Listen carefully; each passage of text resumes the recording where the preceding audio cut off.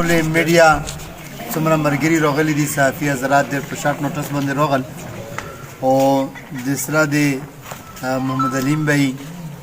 دلته چې موږ له یې په زړه کې زوی راکړلو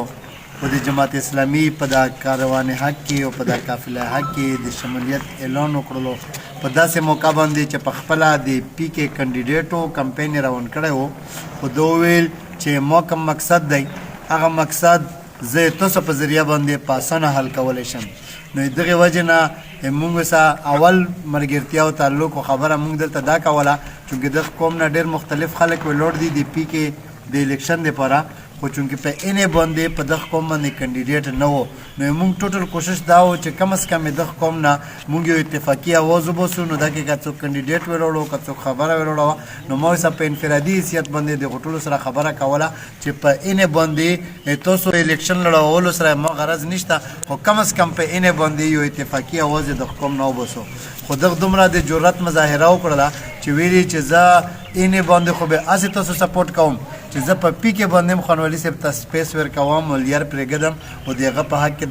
دستبردار کېږم او وسره یو بل غټ سټیپ دا واغوستلو چې چونکې زه د یو ویلفیر ارګنایزیشن چلوي ډېر تکړه او ښه ویلفیر ارګنایزیشن یې دی او د هغه په بیک باندې هغه د سوشل میډیا ډېر یو غټ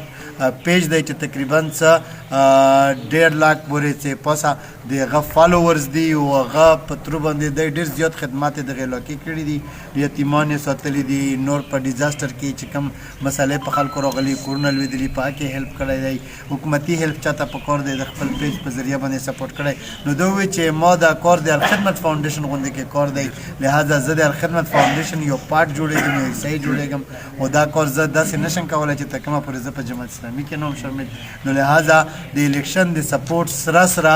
د اینې سپورټ سره سره او په پی کې د خپل نامینیشن د وډرا کولو سره سره د په جماعت اسلامي کې د شمولیت اعلان وکړو نو موږ دغه ته ویلکم یو خوش آمدید ورته ویو مرحبا ورته ویو او انشاءالله دا امید لرو چې په دغه قوم کې د دغه در تک سره به الله په مهربانۍ سره د جماعت اسلامي له ډېرې لرې کولو شي او خصوصا په اوس الیکشن کې چې د قوم اسم دا یو توجه جوړه شوې وه چې څومره مو ګرځېدلم هر سړی وایي چې که په پی کې باندې ډېره مجبوري وي نو په پی کې باندې ایکسکیوز وکړي خو د اینې حوالې سره ما په خیال چې د ټول قوم یو اتفاقي اواز جوړ شوی دی او هغه اواز به د دغه در تک سره انشاءالله مزید مضبوط او سټرانګ شي او دا په وجه باندې به هغه ګیپ چې کوم موږ ته پاتې و انشاءالله هغه به کور شي و د ټول خبر و د ټول تحصیل ټول نه بنیادی مسله او مجبوری او ضرورت هغه امن دی لہذا د امن دی یو سالار په تور باندې او د امن دی یو سفیر په تور باندې او د امن دی یو مجاهد او د رهبر په تور باندې زه خپل ټولو عوامو ته دا اپیل کوم چې دا ځل دی په دغه روان الیکشن کې چې په 8 فروری باندې کېږي د ما خویندې میندې که دا خبره اوري هغو نه هم دا اپیل دی مو د نوجوانانو ټولو نه هم دا اپیل دی چې په 8 فروری باندې ترازوله ووټ ورکړي جماعت اسلامي سپورټ کی انشاءالله چې په دا علاقه کې به امن وي او دغه علاقې چې څومره محرومې دي دغه د ختمېدو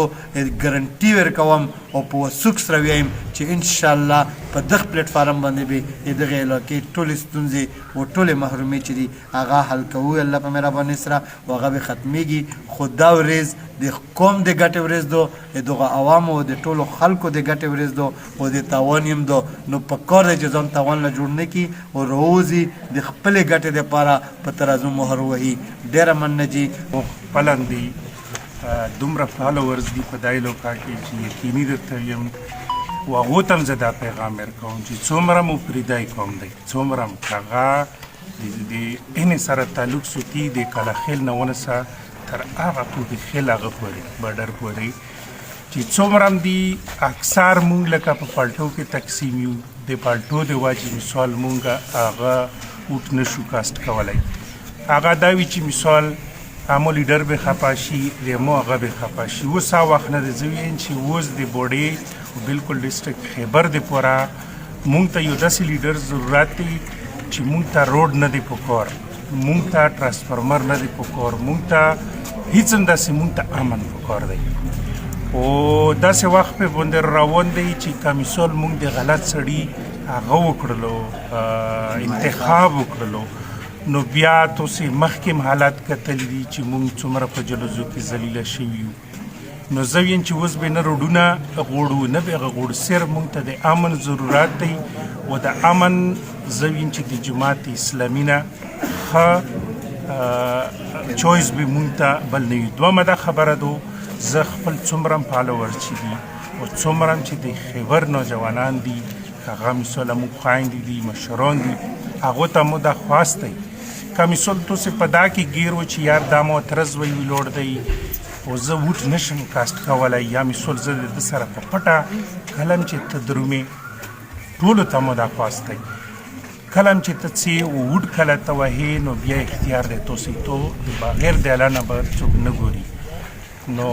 انتخاب دا وکړو چې کلم تاسې ووټ بیس له لوړ شو نو په ترازو باندې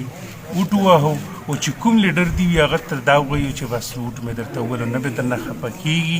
نه به درنه خفګان وڅي او یو ښه انتخاب وکړو انشاءالله مو ضمیر خدا وي چې د مو انتخاب غلط نه وي.